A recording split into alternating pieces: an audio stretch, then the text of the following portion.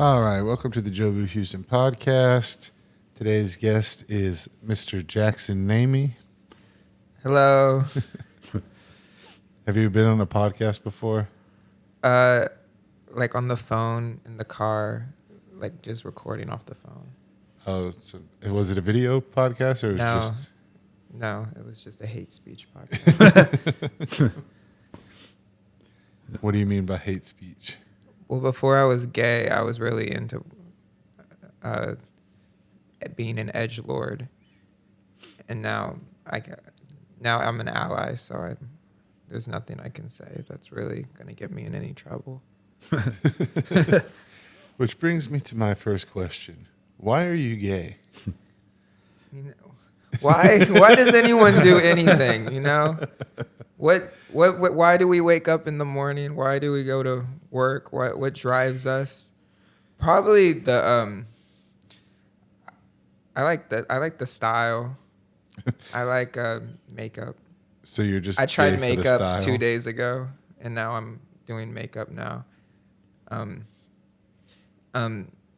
Mostly because women are like annoying and like, I don't know. I had like when I was growing up, I had like a couple guy friends, but I didn't have a lot of friends, so any guy that I was friends with was like exclusive, but we weren't dating. But now I know like that I came out, like a couple of those guys are probably like, was he trying to fuck me? Like, So when did you come out?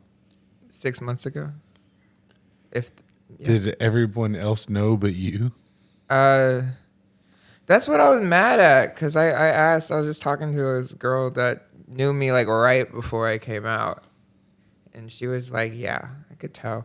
So like, I guess everyone could tell, but like, I don't know, I would change how I talk. Like, I guess I talked way more like sporadically. So I met you, I guess, right after you came out. So do the voice that you did before you came out. Like, it's like this, but it's more like, I don't. It's more like just how I talk than the voice. It's just more like just a lot of cursing, like motherfucker, like I was a wigger for about.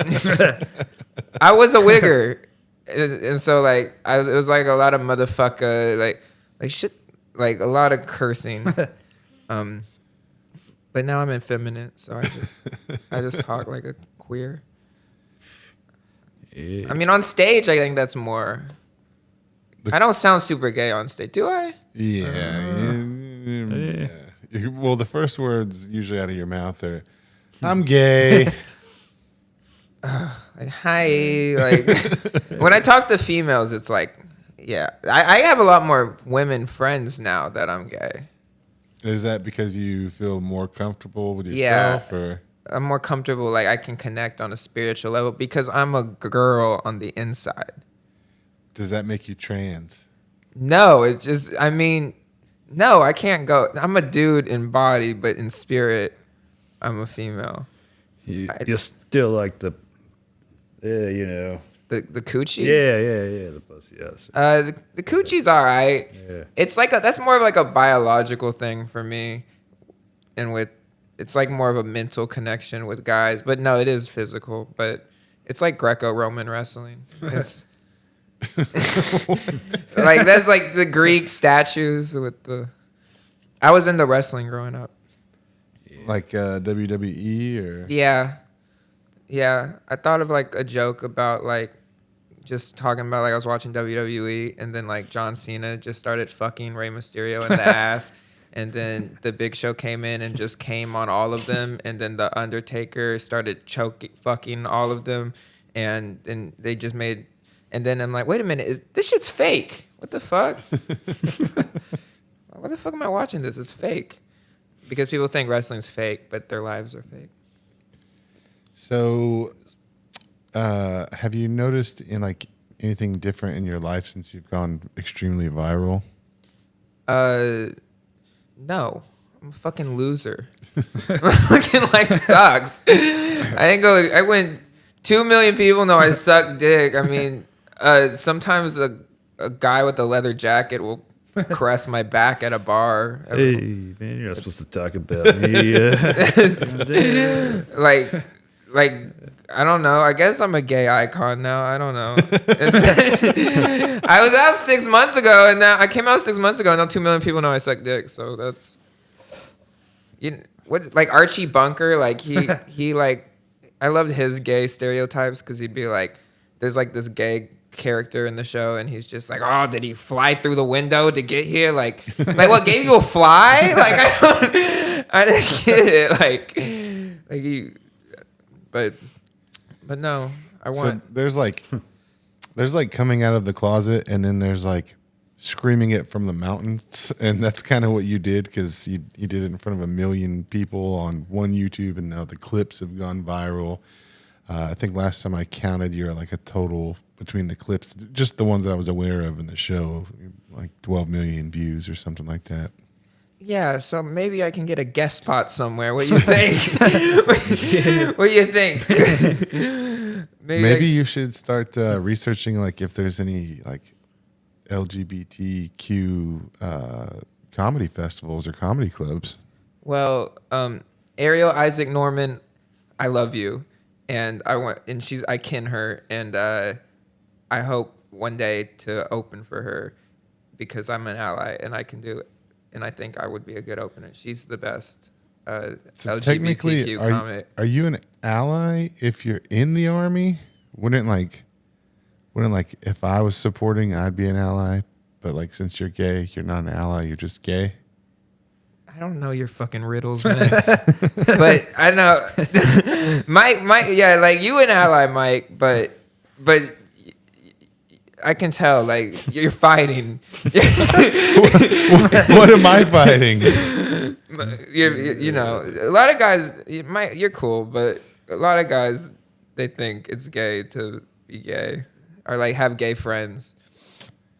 And well, so the funny thing is that, like, generally people think about me because I'm conservative and right-wing, that I would dislike gay people or like be pro, against abortion and stuff like this. And I'm like, you can have right wing political stances and still be pro dudes in the choice. ass. No, I don't do that. I'm saying like as an ally or whatever you want to call it. Like I can still like be pro gay rights. I can still be pro choice and still be conservative. Like people think and that's why I think they should teach drag queens in schools because they should know their options out the gate. I think every fucking kid should be a drag queen for about 4 years. And then, like, you should start out trans, actually, and then you can pick your gender. In Israel, it's like you have to do a term of service. Like, that's what I think. I think porn in the schools is an important curriculum that hasn't been. Not only is he going for the gayest comic ever, now he's also going for the most controversial comic ever. Well, it's like, I don't know. Drag queens are cool. I think I like playing dress up. So, are you familiar with like the drag queen scene at all, or is that just new to you as well? It's new. Okay, because I was going to ask, maybe you were the resident expert, but like I still don't understand the reading to kids thing. I really don't get it. Read to kids? Yeah, where they go read to kids. Well, it's who else reads to kids? Didn't the president read to kids? Fucking who else gonna read to kids? Do you read to kids? My daughter reads to me. That's creepy. I can't read. Yeah. I would never have a daughter. Yeah. I could only be the white bitch in the family. But I can't have kids. You could. I'm gonna adopt. There's nothing stopping you.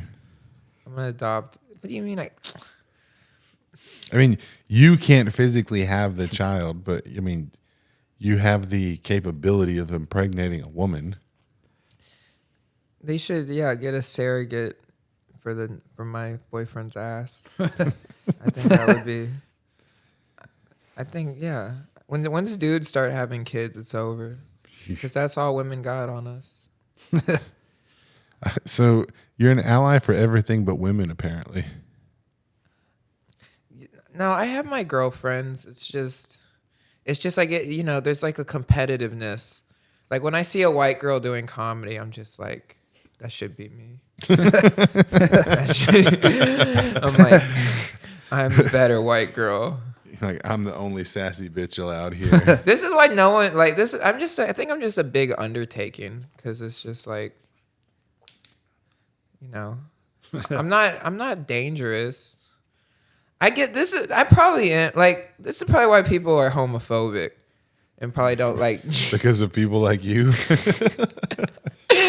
I am, bro. All this, bro. 10 million fucking Shane Gillis fans fucking hate me on YouTube comments. Like, fucking queer. This isn't comedy. Fucking. How funny would it be if like you ended up blowing up and then you like opened up for Shane Gillis? I would no. His I've had fans wet would- dreams about that. His fans would just like. I would lynch you. love. I would love to be like cool with Shane Gillis and his fans just being like, he's fucking faggot. Why are you fucking hanging with? I heard he's like the nicest guy too. You heard that? Yeah, I know some people that hung out with him a few times. Once in Austin, kind of. I mean, he was already big, but like before he blew up, and then also like I'd fuck. some people that hung out with him at Skankfest. I'd fuck. I don't know. I need a twink. I thought you were the twink. I'm a twink. Okay, first of all, that's a misconception because I don't know if you've seen like a lot of twinks fuck each other. Like that's very common. That's just being a switch. Exactly. There's a lot of.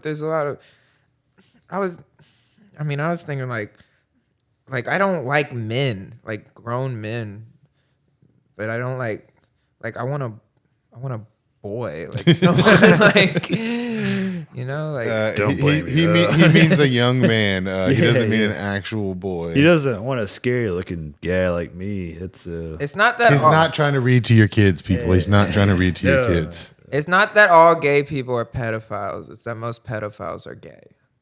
Jesus Christ. So that's what we're fighting up against. That might be the That's a most confusion. controversial thing. That's not I've ever heard. controversial. That's what to pedophiles. That's controversial. Like that's a Confucius quote. That's yeah. So I'm out of my mind. I'm struggling with my section.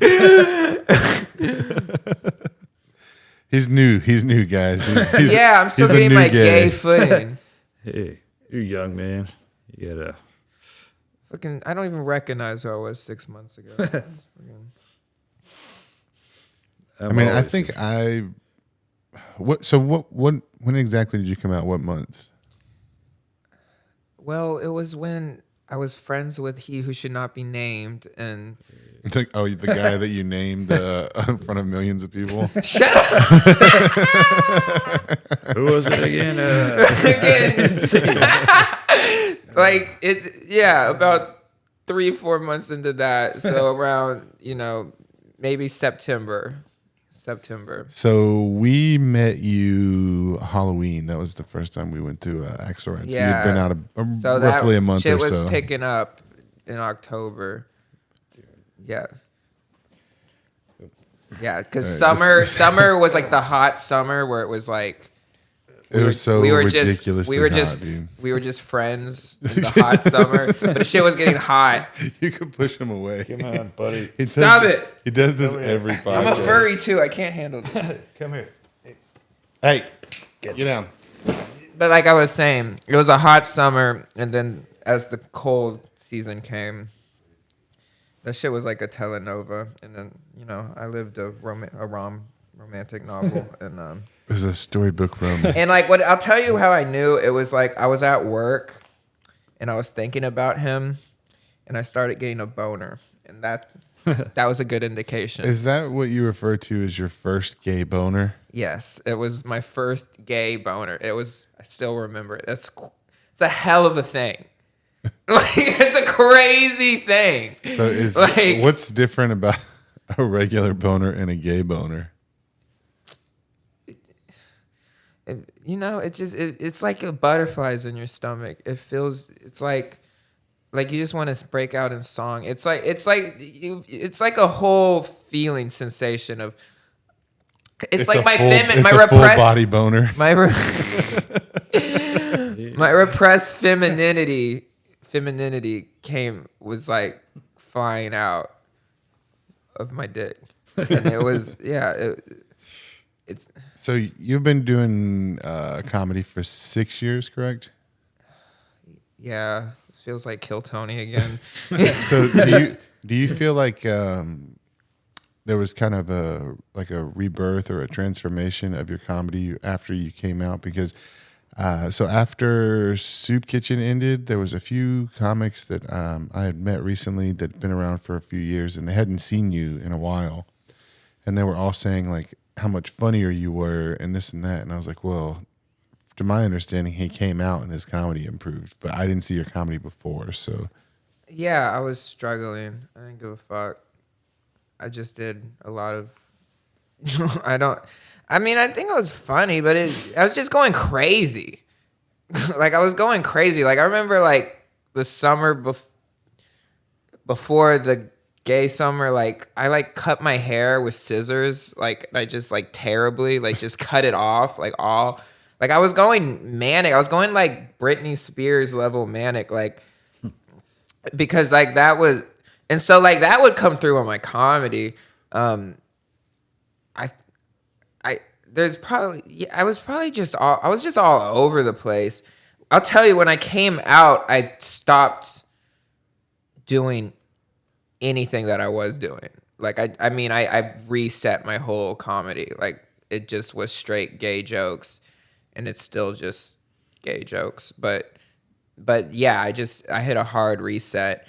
I was working at this fucking salon-centric store, and like, I was working myself into the ground. That's pretty gay, dude. Yeah, but so like, you just doing open mics and being out all night, and yeah, you got nothing but like manic anger, but I feel like since I've put myself a little bit more together, I can like, yeah, I'm doing structure, man. I'm doing jokes. I'm doing setups and jokes and cause like, I was always on this side of like, just be like your most like core self and shit. But like, yeah, I was ugly. I was ugly on the inside.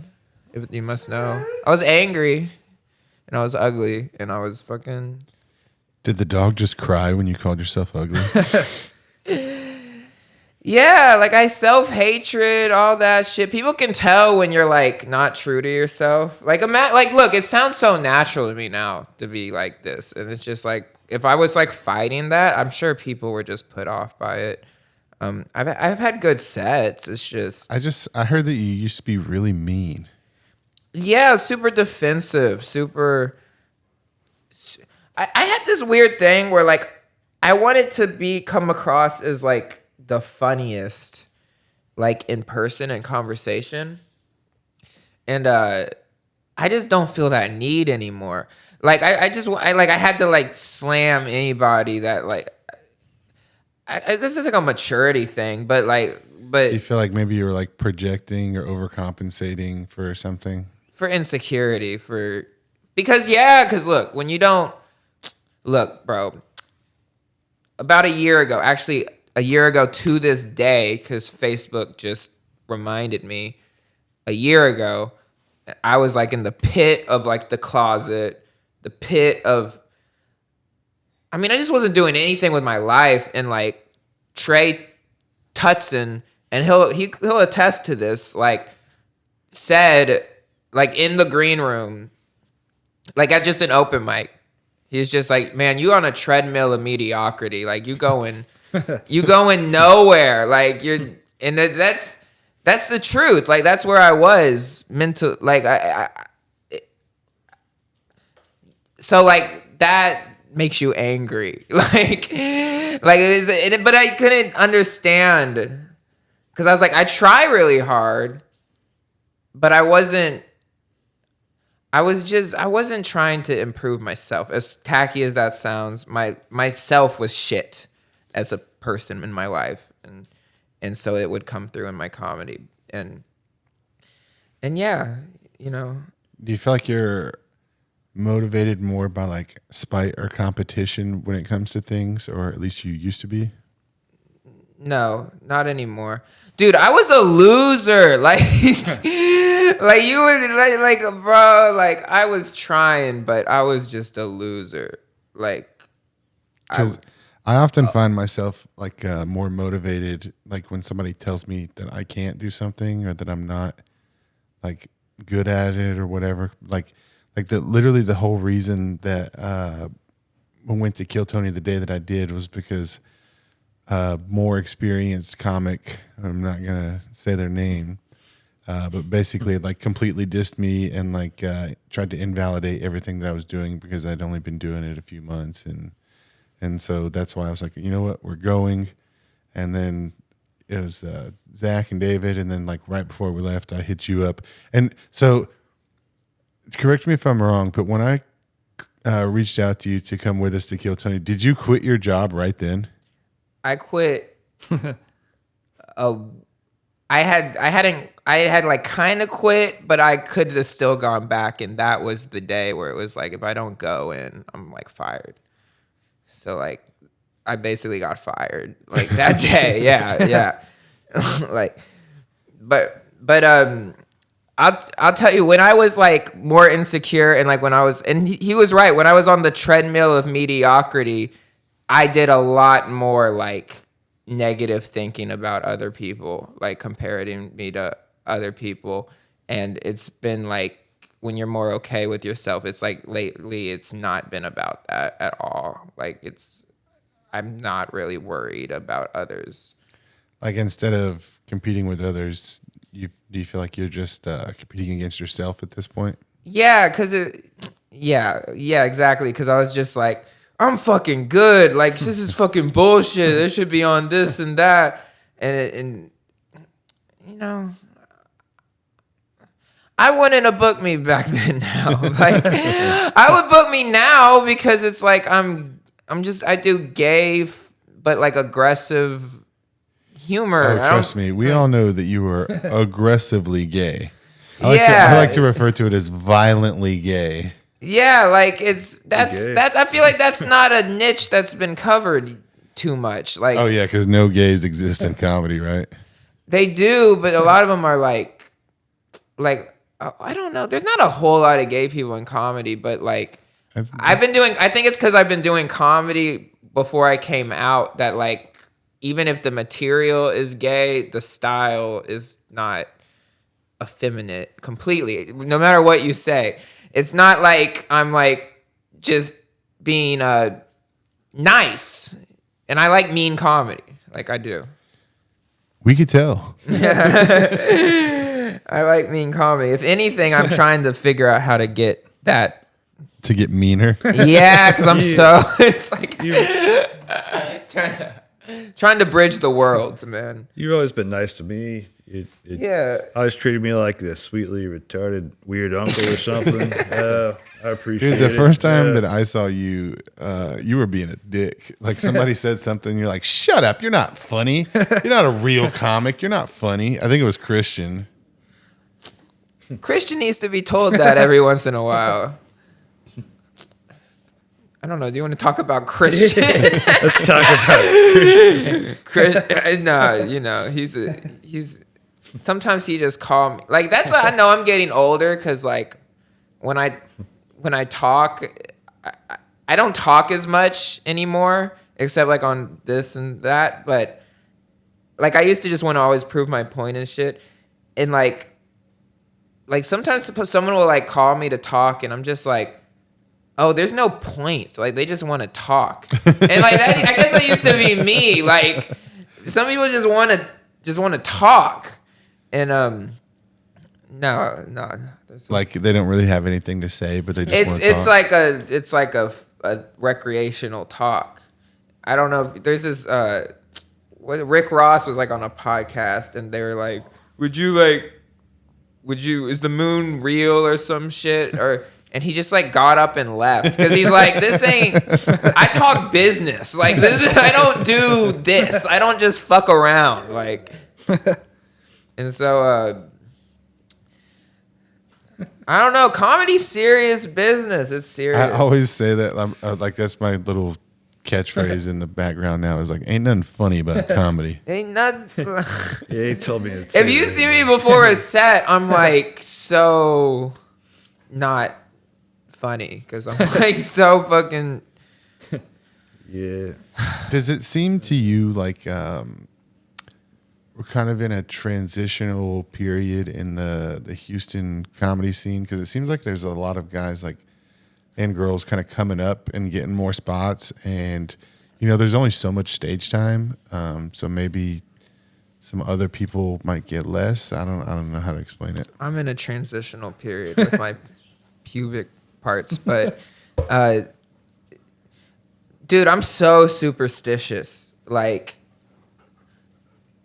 I know everything happens for a reason. Everyone's journey different and all, but like I don't know. Like I don't like talking about like what's gonna happen because I have no. Well, I'm not necessarily talking about what's gonna happen. I'm kind of asking if that's what you think is happening already at this point. Well, I'll tell you.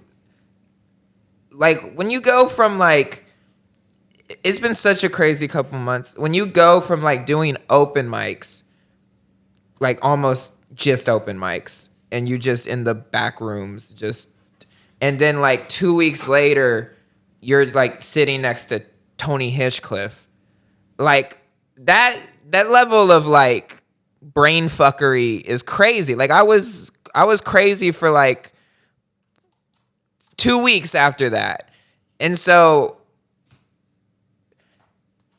you just never know. I am so superstitious because like I've wanted it for so long and like I've been just grinding in like he said, like a treadmill of mediocrity for so long that when something like you are like you are so not nervous, but like this is like the biggest deal in the world when something goes your way, because speaking of sitting next to Tony Hinchcliffe, why don't you kind of share your experience with that, like what was going on? You can describe the situation, like what we were doing, and then kind of.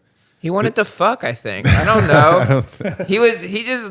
Okay, so on the episode that comes out on the 1st, I believe it is, where I got on the 2nd time, on stage, I talked about how him and the producers had matching jackets, and he basically called me a liar. Did they not have matching Kill Tony jackets?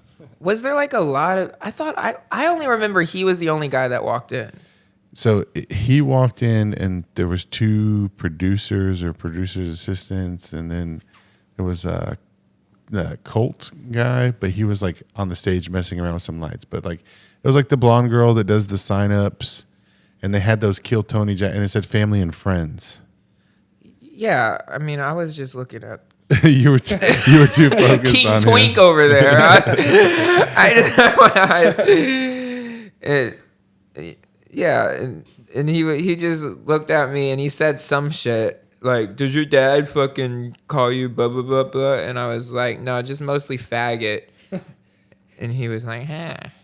So You were the only person that clapped back at him in the whole room.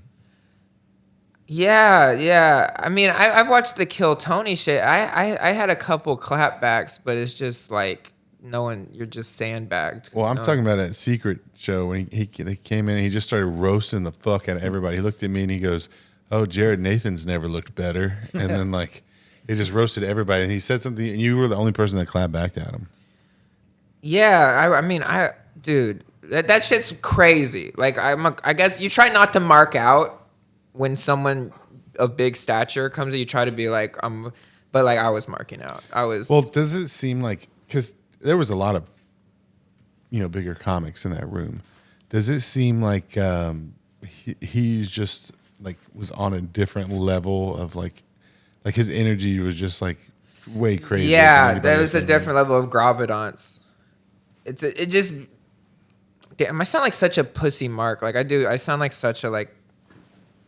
But it's I'm just saying when you grinding for those opportunities, you grind for that, and then when it happens, it's just like, you just different level of motivation. Like, do you think that when he's in a room with like maybe some of his idols, that he acts like, or like how we would feel being in a room with him? I'm sure everyone has I'm sure. I mean, we talking about who does Chappelle idolize? Like, probably fucking Eddie Murphy, probably. Richard Pryor. Like, there's levels to anything. Yeah, like you have to remind yourself, like, no, I fucking put in the work. I should do. We went to the Vulcan. I fucking had a mental breakdown. I had a fucking mental breakdown because it's like, you just don't. I guess you just don't believe you do believe, but then you go and you're like, maybe you start doubting yourself, and it's like nah, you gotta try, you gotta test the waters, you have to fucking test the waters. I had a mental breakdown because like all these big Austin comics are fucking killing. And that's when I just think, oh, I'm just a fucking Houston open micer. But I got to do Vulcan twice, and the first time it felt like there was a lot of people there, but then when I went back for South by Southwest, it was like crazy. Like they had people jam packed in there, like jam packed, and I feel like you would be more comfortable in that situation than I would, because I'd been doing it for just a fraction of the time that you had. But is it just that, like, okay, so for me, the nerves go away as soon as my foot hits the stage. Is it like the same, like you're just having a mental breakdown, but if you had gotten on stage, do you feel like it would have went any better? I know it would have. I know it would have now. Like, I know I know I would have fucking. It's like it's the years of failure that creep up on you, that you feel like a failure. It's that, and it's like, nah. Like every time we go to Austin, and I do comedy, they're like surprised. The fucking the local scene. It's hard to make it in your own town. They see you. They've seen me do before I came out, the years of fucking hitting my head and fucking self-destruction and all that. I'm trying to overcome those fucking, that reputation. I'm trying to, and I'm doing it. But when you go to another place, it's like they don't have anything of you. And well, I also feel like, and I've talked to a lot of people about this, I feel like it's much easier to develop as a comedian in Houston as opposed to Austin, because one, you can get on more mics, and two, you get on mics in front of actual crowds. And that's something that I guess we're just spoiled with and don't realize. But like these comedians in Austin that are doing open mics, or like even in cities all across the world, like they're not getting to be in front of crowds. Like most open mics, you're just strictly doing it in front of comics. Like if it's not the Mothership open mic, or like I mean, you went to Creek and Cave. That was just all comedians. And like the fact that you went up first and just fucking crushed it, and like we're getting laughs from a audience full of comedians, to the point where like people come up and like ask me like, oh man, who's this guy? Or they come up to you, ask, afterwards at Shakespeare's and stuff like that. And they're like, man, you were really funny. And these are comedians coming up to you. It's not just regular, people just there to laugh. It's much harder, in my opinion, to have a great set in front of a room full of comedians as opposed to people that are there to laugh. For sure. It's when we went to Vulcan, the comics were killing, and I'm like, oh, I'm nothing like these guys. Like, but that should be embraced. Like that you could create your own fucking energy.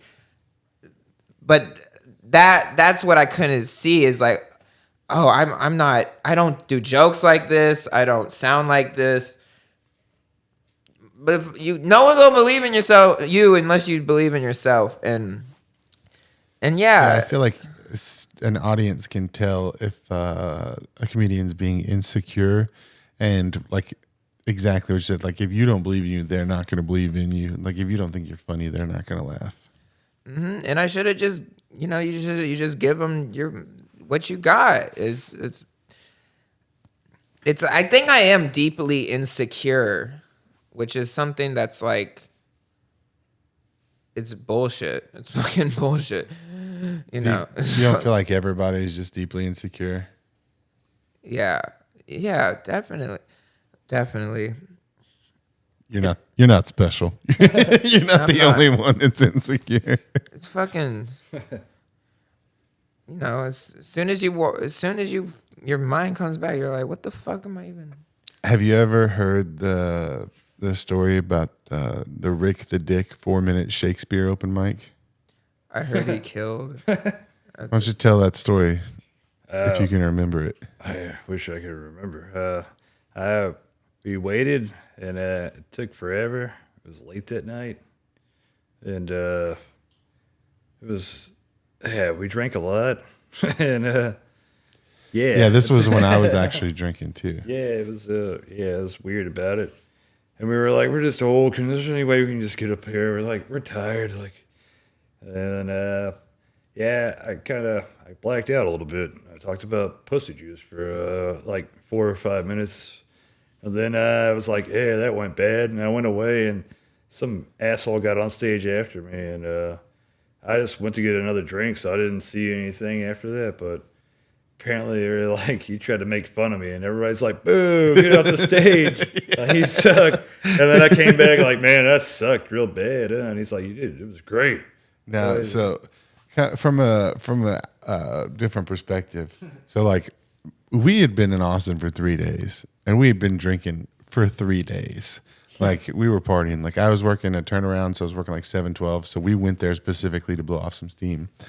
And so it's like maybe 1:15, 1:30. You know, they're closing it. We've been there since 6. You know, they had these deals on pitchers. We were drinking like whole pitchers of fucking drinks. And Zach gets up and just incoherently rambles about pussy juice for 4 straight minutes. He's like talking about washing his car with pussy juice, painting the walls with pussy juice. And like everyone in there is laughing so fucking hard that they couldn't breathe. Like I felt like I might actually pass out from lack of oxygen because I was laughing so hard. Like my ribs hurt the next day. And all I could think about is like, he's never going to be able to recreate this. Like this is like this once in a lifetime like performance. And like these comics we met from Brooklyn and Norway and like all these people, like everybody was just dying laughing. And then he gets off. He, like I said, he goes to get a drink, and this next guy walks up on the stage and like pretends to stumble, like he's like really drunk, and like immediately like starts making fun of Zach.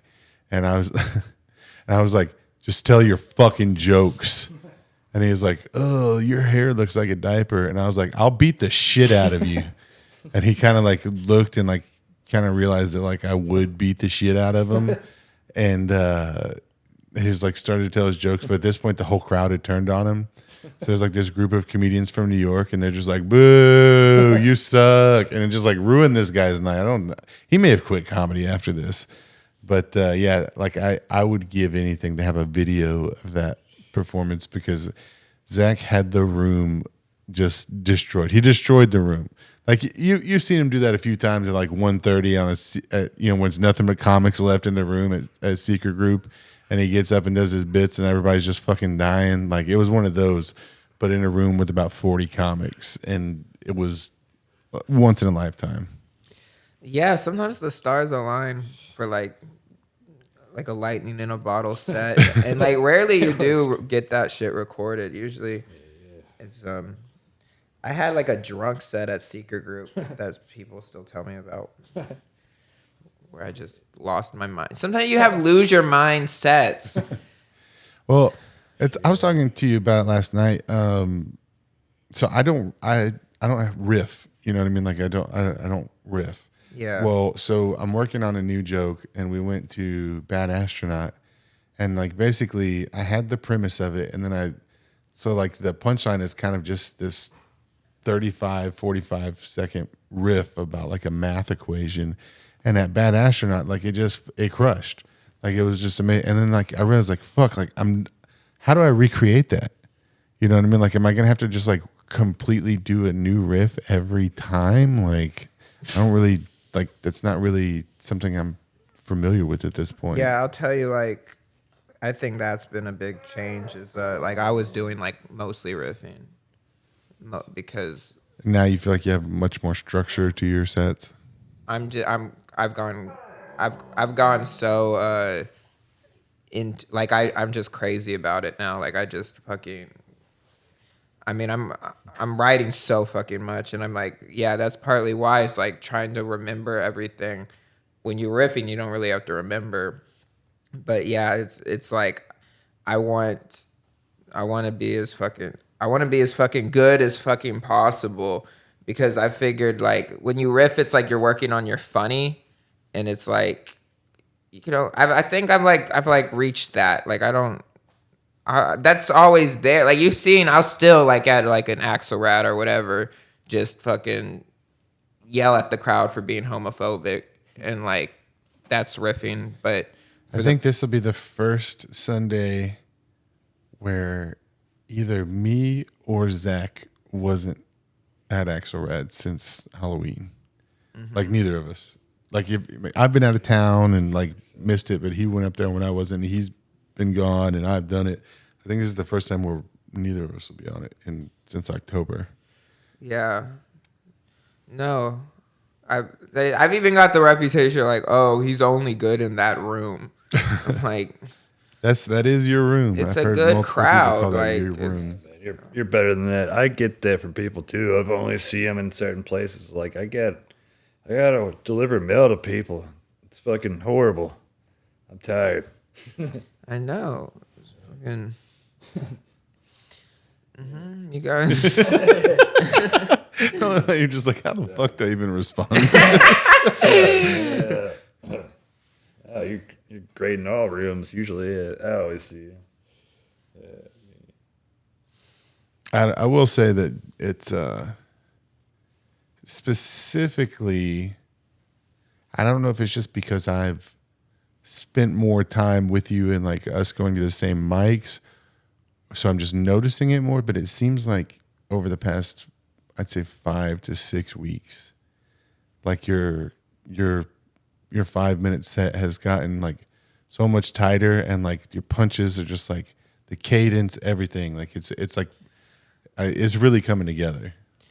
I know I have the tools. It's just like, yeah, you do that. You're trying to do that. I mean, you watch Andy Huggins, he can do like 7,000 jokes, and it's just like, what the fuck am I doing? Well, like, he had 80 years to write them, so well, I've watched him for like 4 years, and that motherfucker just machine guns jokes, and it's like, that dude's a Houston legend too. he's like a 90-year-old comedian, but he's sharper than anyone. And it's just like, yeah, you have no excuse. Like I said, the riffing's always gonna be there, but I've been stubborn, and it's like, no, there's a lot of him. You gotta have shit people can just point to and be like, this is what he does. If you want to get booked, like that's really what it's about. And So, yeah, what would you say is your main goal in comedy? Like, what's the end game for Jackson Nami? bro, I've been wanting to do this for so long. I want to be a headliner, dead ass. Like, I want to be a fucking headliner. Like Now, define headliner. marquee, like the motherfucker people come to see. Like touring headliner. If that's all that entails, yeah. Like I want to be a draw. Like I do. I'm not trying to just be a guy on the comedy poster with like the 12 comics, and it's just Hanging like, out in the green room, trying to get a spot. Yeah, no, I wanted to be the guy people come to see. Like, I know that might sound like whatever, but it's like, why else are you doing it if that's not your goal? Like, What do you feel like the next steps for you to be able to accomplish that goal are?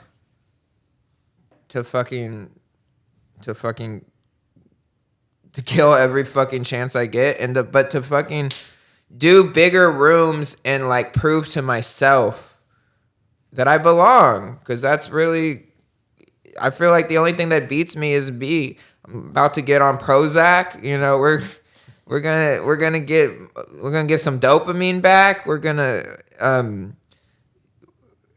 you know, when I did, so like the next time I am in like a Vulcan or like one of these rooms with big comics, I like, even if I'm insecure, it's like, motherfucker, do it. Like, just like do it. And that's the next step. That's the next step, is to not fucking back down. Cause I did that fucking Kill Tony show, and like, say what you will about the set, I did not chicken out. I did not fucking hold my tongue. And yeah, that, I mean, it's so incremental, but you know, I'll say it, like, I want to be passed at Secret Group. I want to be passed at the Riot. It's hard. You need the stage time, you need the crowd experience to improve. And when you kind of in like open mic circuit, you can improve, but it's not the same as like big crowd experience. And yeah, it's kind of trial by fire at that point. Like when I did the 2 shows at Vulcan, and even the Mothership open mic, like that's in front of a huge packed in crowd, and I was more nervous about that than anything I can remember doing in my entire life. Like, I was just having a panic attack. I think it's because with the Kill Tony thing, like when you get picked, it's so fast, right? Like you run across the street, you've only got a few minutes, and then you go on, and then you're right back. Where with the Mothership open mic, like you got like an hour to think about what's going on, and the process is much like slower, and like you're meeting these other comics and like finding out like, oh shit, these are like touring comics, you know what I mean? Like these guys draw, you know. And that's you see those guys, and that's, you're like, you start feeling small, and it's like, yeah. And then you go on and you have a fucking better set than the majority of them, and you're like, shit, like that really, I feel like that fucked me up, dude. That fucked me up from my second bucket pool, because I went into that way too cocky, bro. Like I went in there just like, yeah, I just fucking crushed at Little Boy. Like I'm gonna go in, I'm gonna fucking just like have another fucking great set. I'm gonna get a golden ticket. Like this is my fucking night, and I got humbled really, really fucking quick. Yeah, dude, I had a dream last night that I got picked on Kill Tony again, and like I couldn't remember what to fucking say, but it was like different this time. Like we were in a different area, and they like. Have you ever had a dream of doing comedy? Like I always have nightmares, not always, but I'll have dreams where I'm doing comedy, and like it's I'm never killing. It's like them like I'm like fighting for it. For about the week after when we were both on, I had dreams, but it was just about like my second appearance, and it was just like crushing. Like every dream was just like crushing, and like I said, that I went into that way too cocky, dude. Way. I mean, when you see me when the episode drops, and when you see me like walk on the stage, you're gonna be like, fuck, he's like he looks so cocky right now. And then you're gonna see like the moment that it's just like, oh shit. Like when I did the first the first yell, like, hey, that's my fucking bike. And like it got a pop, but it wasn't like the pop that it got like just 2 hours before at Little Boy, you know what I mean? Like it wasn't like a fucking 15-second applause break. I was like, oh shit. And then my first thought was, fuck, they're gonna Jackson name me and turn my fucking laughs down. on the fucking mixing and mastering. Yeah. That's a good set, man. It's He gonna just didn't last. want you to be a like you got like your first set was like the jokes were good, but more importantly, you gave like a heartfelt sentiment, and they ate, and it was beautiful. But they were not gonna give you that the second time. They were like, They had it in their mind that like no, like, you ain't going to be the. we're not making this guy likable at all. It's a cowboy guy. Huh? Nah, well, I know you have a gangster side to you, Mike, and it's like I think you got comedy's gonna bring that out. Like comedy will bring that side out. Nah, I'm like I'm like past that point in my life. You know what I mean? It's not about like doing street shit. I'm talking like the energy you bring on stage will. I'm pretty deadpan. You think? I'm pretty. I mean, I'm deadpan. Oh, like I think that I'm deadpan, but Youngblood was actually talking to me about this the other day. He's like, you'll see through tapes or whatever that you'll become more animated, and even when you think you're being deadpan, you're not actually being deadpan.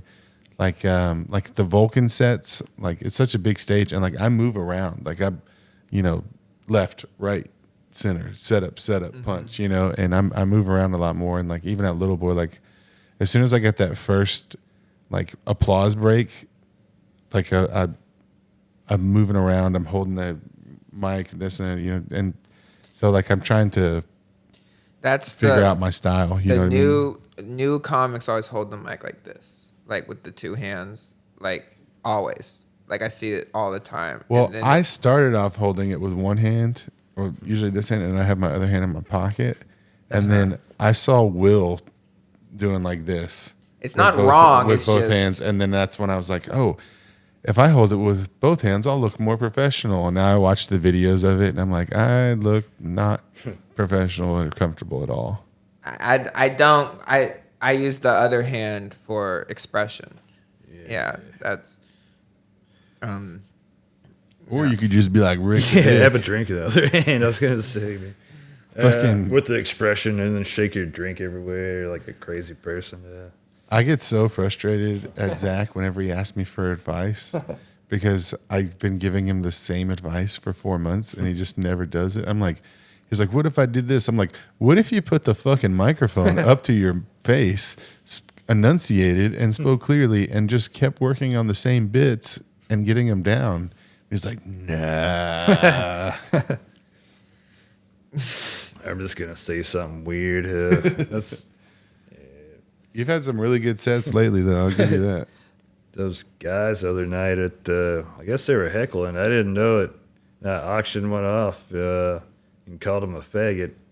I didn't think about how Only they might... Jackson's allowed to say that word. Oh, sorry.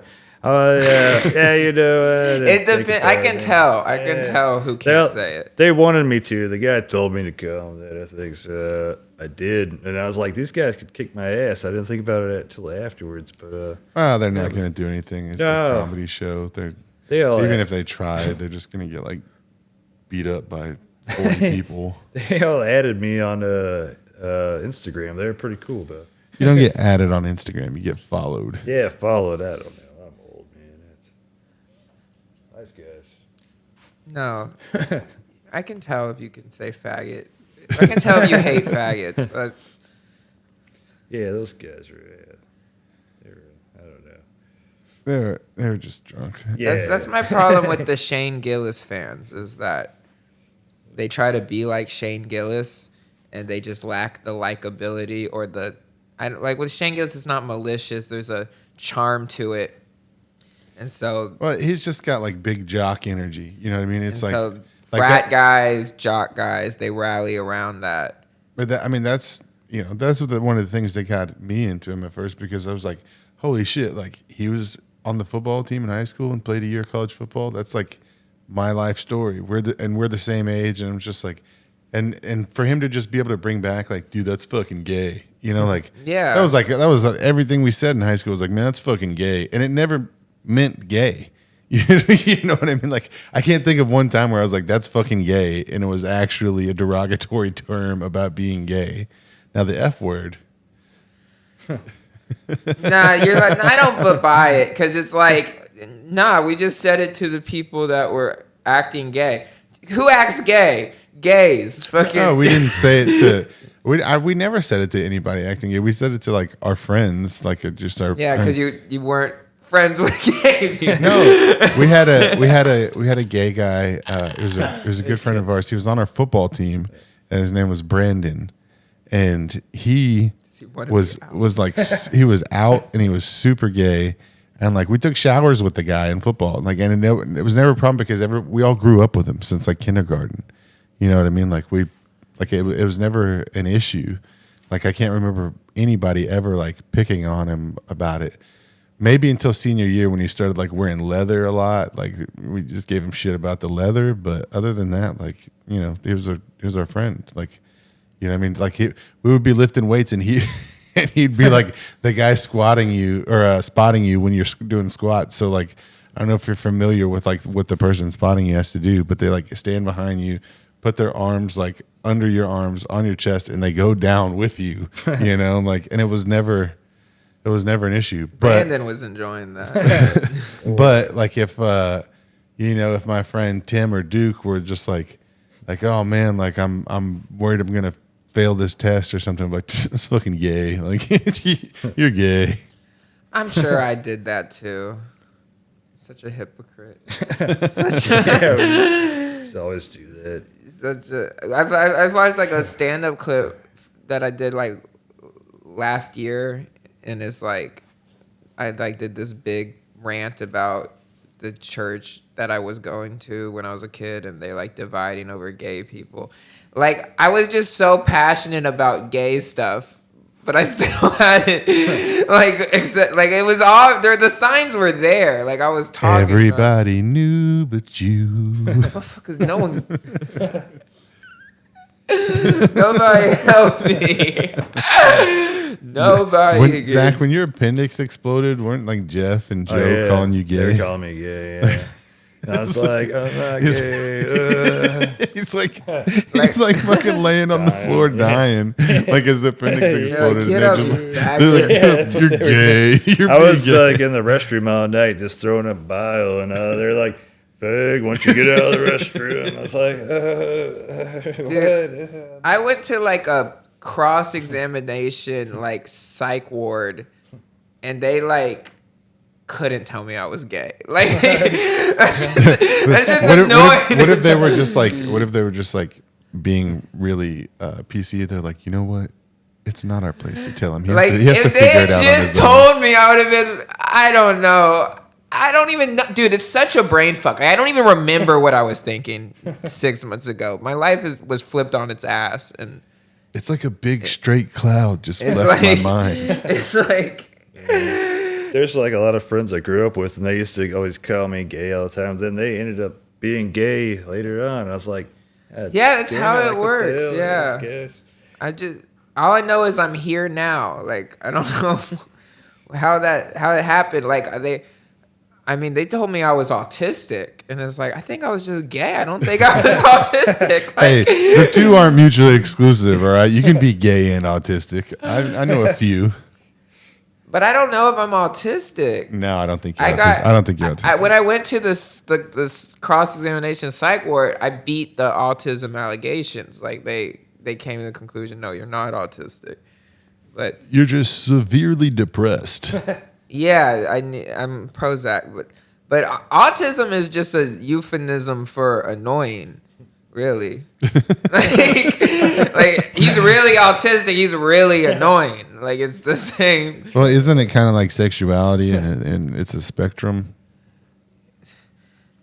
Yeah. Well, let me get your opinion on this because I think I heard you say this before, but let me just clarify. Do you think that bisexuality exists, or is it just gay people that also have sex with women? It depends on your definition of the word, motherfucker. What the fuck are you talking about? Bisexuality exists I'm bisexual. I fuck men. I fuck women. We were driving back from Austin, and you were like telling me how you hooked up with women, and I'm like, I thought you were gay, and you're like, I am gay, and I'm like, but wouldn't that be bi? And you're like, no, it's just gay. Like you suck dick, you're gay. It's the layman the yes, the Urban Dictionary term. Like, yeah, how am I gonna say I'm not gay? Because I fuck you're with pretty some fucking women. gay, How dude. am I gonna say that? How would I get that across? It's I think it's more offensive when you do black voice, to be honest. man, shut your ass up. You gotta tell him, shut your ass up. Yeah, No, we were riding back. We were riding back from Austin this last time, and this was Vulcan, right? Yeah. So he had already had a mental breakdown in Austin, and we start driving back, and we just start playing like the saddest songs that we know, and I'm just like, asshole. I'm just like, I was like, I'm gonna break you before we when we get back to Houston. Dude, oh my god, the 2 days. It wasn't that. He who should not be named fucking. I like how you won't name them, yet you named them in front of It's millions because of people. I'm moving past that. But no, I hit depression bottom after that trip. Fucking like you just can't. You know, they say like just you can be friends. You can't once you have a break. In my experience, like when you really love somebody and you break up, you can't. You can't. Like to me, I can't even see him. I can't talk to him. I have Like to block him. I'm at that point. And it's just like I tried, and for my mental health, it's just terrible. Like you wasn't lying about the fucking dog hair, was you? I told you was in the dog man. hair. Yeah. So we got a limp Yeah, you got roller somewhere. We'll give it to you before you Hell, get in the car. I'm gonna put that in my ass. If you give me that Jesus shit. Christ. I need it. But yeah, that was good because like I've accepted, and like I just have this thing where I'm just so stubborn against antidepressants and shit where I'm just like I'm going to beat it myself, that it's like to even accept. I'm like, okay, like Well, I I had will to say, I know it's ask real. about Wellbutrin because like Wellbutrin is a non-SSRI, so like that's what I'm on, and it does help. The doctor told me I had severe depression and adjustment disorder, and Wellbutrin XL has been like great for it. But sometimes I do wonder. I got prescribed Prozac, so we're gonna try that. Sometimes I do wonder if I would be funnier without it, because I'm very like calm and monotone. And I mean, I've always been monotone, but like I'm very like calm. But like when I'm not on it, like and I go through those little manic episodes. It's not good. Don't play that game. Well, I feel like I can conquer the world when that happens. It's like you be manic, but then you're just gonna crash. It's not substantial. Yeah. It's like, yes, maybe you'll just ride a wave of mania and you'll be funny for 15 minutes, but in terms of actually having mental stability, you'll actually be able to get better in a fucking steady wave instead of self-destructing, which is bound to happen. Like when you're going crazy, like I mean, wow, I sound mature. Look at Jackson. Like growing I'm up. saying, I'm trying. I don't. Our little twink is now a big. Yeah. Big, what's a grown up version of a twink? A bear? Our little twink. You're not a bear. Yeah, dude. And for our final question of the podcast, how popular do you think Zach would be in gay bars? Zach got a thing. Like gay guys would be attracted to Zach in like a cowboy kind of gay. Like, Did you see the clip from Bob's podcast where he's talking about Rick the Dick? And he's like every time I see him, I just hear bum bum bum bum bum bum bum bum bum, and then like later he did a call back and he's like, yeah, I've seen some of his sets. They're I had to make a reel out of it because it had me dying, dude. like I just had a gay thought about Zach after you just said that. Appreciate and it. it's just like the only thing that would make Zach that I just like could be is like if he was right behind me and he was just talking in his voice. He's like, yeah. Hey man, Hey there. you want to take some clonazepam?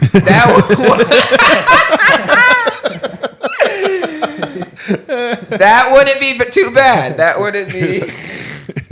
He's just standing behind you, puts his arms around you. He's like, you're really funny, Jackson. Oh, Yeah, being you're my favorite comedian. coddled. He just makes you feel safe. Hey, Mike's Hard Lemonade and some clonazepam. I would jerk off gonna to watch Zach ASMR. Burt tomorrow. Reynolds, come on. Burt Reynolds movies. You saw Mr. Baseball, right? Oh my god. Magnum PI. Some clonazepam and a pack of. Do you think Mike's- any guys have had gay sex, but they weren't gay? Yeah, I have a friend that's a gay porn star, and he's not gay. That's got to be worse. I think it's called gay for pay. That's, And when I say porn, that's a different level of bravery. and when I honestly. say porn star, I mean like actually like a porn star, not just like has an OnlyFans and like making money off it. Like he was like in major production pornography. Yeah, Sometimes you gotta. that's a strong man right there. Yeah. That's something uncomfortable in his sexuality. Goes home. I'm not gay. I'll take it in there. I don't care. I'm comfortable. You want me to pull him up? I'll show you what he looks like. Okay. All right, you can talk amongst yourselves while I do this. So, Honey, I'm home. It's been a rough day. Like, what'd you make for dinner? how was the mail? Oh, the mail. Today's Sunday. Yeah, I was off. Fucking. You ever think someone's gonna put a bomb in that shit? No, never. Man, yeah, it gets scary. You had that one that had anthrax in it that one time. That was pretty. What's anthrax? Killed the shit out of you. This is my friend. Oh, yeah. Look at the nipples on that guy. Yeah. Just a regular ass dude. I'm not. It's not really. It's not your thing. Too. Yeah. I like. I need. I gotta. I need some youngins. I'm gonna do a gay support groups. Oh, actually, okay. Now now. I think I've seen him actually. No, I'm telling you, I think I've actually seen this guy. he's a big name. He was in a Spider-Man spoof. The Green Gable. Yeah, I mean that dude's gay. I mean, This is the Green Gablin. the boner is everything. If you can get hard from thinking about a man, you're gay. Like that's really what the point is. Like, See me out soup. I don't know who the fuck would. Bro, dude, I'm gonna get a fan base of twinks and fucking closeted Zachs. Closeted Zach. Dude, there'd be some grown men that be hitting me up. Bro, if you were smart, you know what you would be doing right now? You would have an OnlyFans. Yeah. Why not? Yeah, sure. Dude, I'm telling you, you would make a killing. How many? Oh my god, does he think I'm cute? No, how many of these like gay dudes that saw you on Kill Tony would like totally pay for your OnlyFans? Oh yeah, from like the DMs, they're like, I would destroy your ass. My buddy that I just showed you, he actually gave me this like Christmas tree one year, and it was like this like very expensive Christmas tree, and I'm like, where did you get this? He's like, oh, one of my fans bought it on my Amazon wish list. Yeah. I don't know. What would be the drawback of doing that? What Just your dignity? penis being out there for the Talk world to about see. sucking dick all the time. Yeah, I mean, dignity went out the window with the Dignity's viral gone, videos, bro. I'm just saying. I'm not gonna be able to. What? It's like it's not a face tattoo. Like, I'm not gonna be able to work. Who cares, bro? Zach's just gonna start pimping Jackson out online. Hey, man. Someone ought to. Yeah. Before the podcast's over, like, yeah, someone better step up to the plate. I'm here. I'm up here on the gay mountaintop, motherfuckers. Someone need to get before I get taken again. All right, motherfuckers, step up. Try me if you dare. Survive if I let you. Fuck. Jackson is entering his hoe phase. Come on. Get Come it. off. Fuck. He's like, come on. No, literally. Yeah. Come on. Come on. All right. Well, I think that just about does it. Thank you for coming on the podcast today. Feel free anytime you want to come back on. Let us know. We're trying to record more episodes. We haven't been very consistent about it. So anytime you got something new to talk about other than just being gay, hit us up. Oh, Thanks for yeah, coming. man, thanks. All right. Yeah. Take care of the sweet asses out there.